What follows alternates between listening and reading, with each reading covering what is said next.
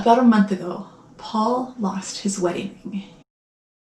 Today I'm going to share with you what I got my husband for Christmas this year in 2020. And this is a pretty special video for me to make.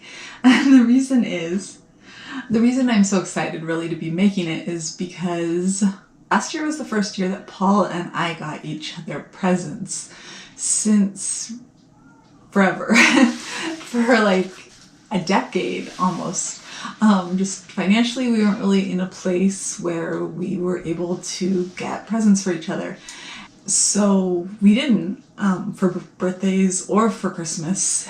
We made sure that the kids had presents under the Christmas tree, and the kids always had presents on their birthdays. And we pinched pennies, and that's probably why I have my Christmas video done in November, because I get my shopping done really early and breathe a sigh of relief when it's done, because I know I'm set and I don't have to worry about it.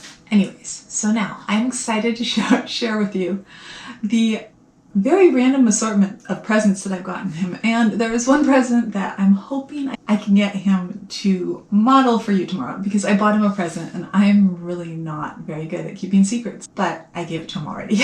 It is mid-December and it arrived, and I wanted to know if it fit. It was a tailored suit, and so since we'd had to like take pictures of the measurements and get the measurements, and it was a little different from any suit he'd ever been fitted for before, and doing it online we were nervous, and it worked out and it fit. As soon as it got here I didn't want to wait, just in case something was actually wrong, and so I had him try it on, and then I at first said I was going to make him wait until Christmas, and then I said, no, you can just take it. You can wear it to court, you can have it. That is his biggest present, and he already has it. So hopefully you'll see that here.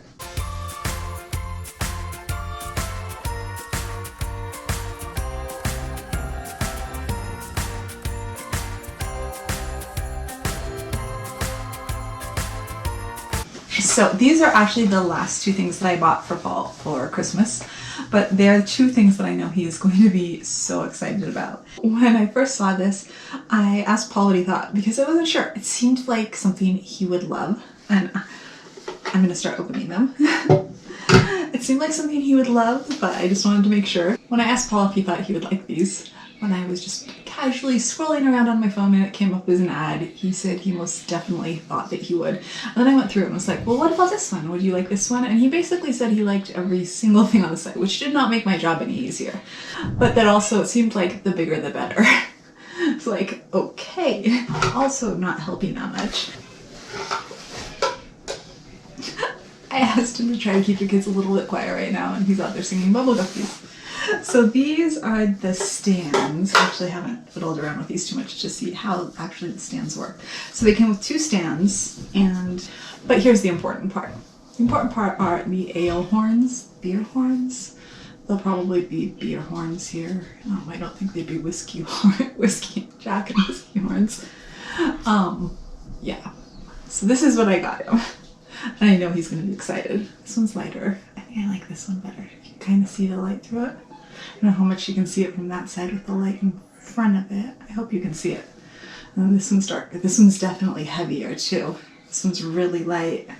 And this one's thick and heavy. I like the weight of this one and how it feels. And yeah, I think they're really pretty. And then this stand. Let me look. Anyways, so this I think he is going to be super excited about. Alehorn, I found them on Facebook. I found the company on Facebook. They're pretty fantastic. I think this is going to be at the top of his present list as one of his very favorite things this year. Okay, I'm just going to randomly go through these because there's a wide assortment of things. So we talked about the suit, Alehorns. We have to get Daddy a Pokemon with every holiday. And Paul, his favorite Pokemon is Psyduck. This may be to annoy the boys, because every time they hear him say his favorite Pokemon is Psyduck, they scream and say, no, not Psyduck, not Psyduck. So pretty much for every single holiday, Paul, holiday, birthday, anything where gifts are given, Paul gets some sort of Psyduck toy from the boys and, well, the kids. So this year it is this Psyduck. We saw it on sale and I grabbed it a long time ago to be the gift from the boys. So, I mean, yeah, technically I'm the one who bought it, but yeah, this is going to be the gift that the kids get him because it's kind of a tradition now. He even has a side-up statue in his office. At least this was cheaper than the statue. Right, the next thing is Paul is always wearing Dollar Tree glasses, which I mean, I love Dollar Tree glasses. They're what I wear. It probably makes more sense for me because my glasses are always getting broken. I think he's a little bit better on glasses than I am, and I saw a glass sale on Zulily.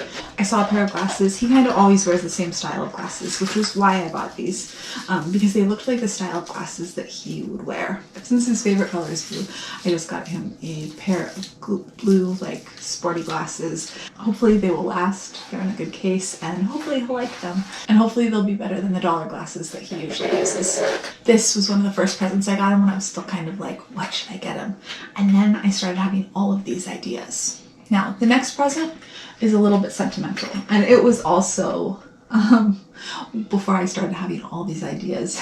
Paul and I first met, one of his favorite colognes was Burberry cologne, and when Sadie was born, she had really, really sensitive skin, and if we wore any sort of cologne, or if you wore cologne or I wore perfume, she had a tendency to get really, really bad rashes because she would snuggle her head like against your chest or your neck, and just any sort of fragrance or anything that we were wearing, she would have a rash all over her face immediately.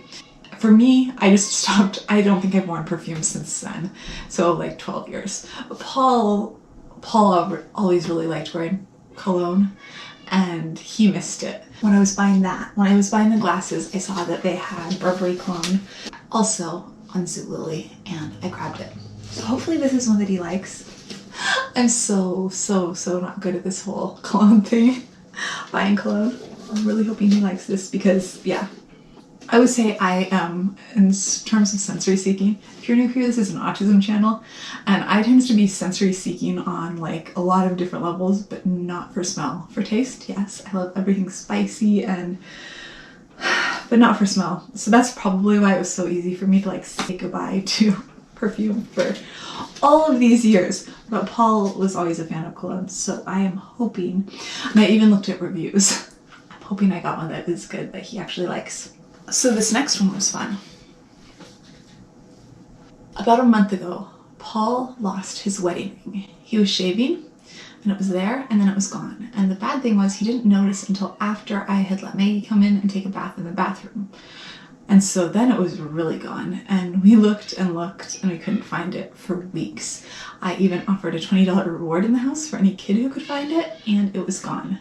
Paul and I don't have any like big expensive wedding rings. We got our wedding rings in 2006 when Mervyn's had declared bankruptcy, and if you don't know, Mervyn's was like a department store, kind of like JCPenney's. We got ours in Redding, California, and my little tiny band, because all jewelry at that point was like 70 or 80% off. That made my wedding ring like $36. This was similarly priced, so, and this is, I mean, it was gold, but yeah, so our wedding rings were super inexpensive because they were going out of business. But I mean, they're still sentimental, and they're still our wedding rings. Obviously, we didn't want it to be lost, but I'd looked all over the bathroom, I'd looked everywhere, and I couldn't find it. And so finally, we went and got him sized for another ring, and I convinced him to let me pick one out. And I was going to get it for Christmas. So I ordered it, and his ring was titanium. His ring is titanium. And I found this from a shop on Etsy. I'll put the link for the shop down below. I'll put the link for anything that's like a little shop that's not like a big thing. I mean, I'm not gonna put the link for Zulily down below, but yeah. I'll put the link for this and for ale horns. And I found this shop. I looked at so many rings, and this one is, I believe it's titanium, not tungsten, on the outside, and it's a whiskey barrel on the inside. Here, I hope you can see it. I